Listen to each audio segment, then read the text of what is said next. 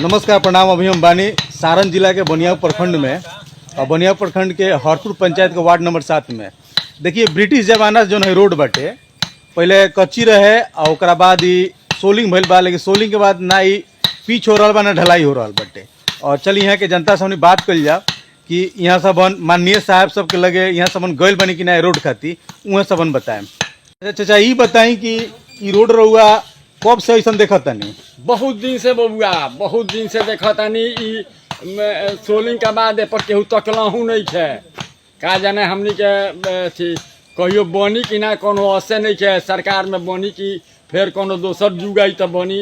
अच्छा, रउआ लोग जैसे कि माननीय लोग बाटे वो लोग के लगे लोग जाके ई बात कहले बनी कि ना? बहुत बार हम नहीं गइल, हमार लड़का भतीजा भाई सभे दौड़ल बा, घूम के हार गइल बा, लेकिन हरिओम केहू के सुनवाई नहीं है। अभी एगो मिस्त्री रहनी हटे, लेबर मिस्त्री रहनी हटे, मिस्त्री तनी लेबर है एने आम केने बानी वहाँ कहत नहीं हटे, वहाँ कहत नहीं हो कि हमनी के वहाँ की ए माने पंचायत के ना है, वहाँ के दूसरा पंचायत के कहत नहीं है कि हम वहाँ के देख के ई बात शर्म लागत हटे।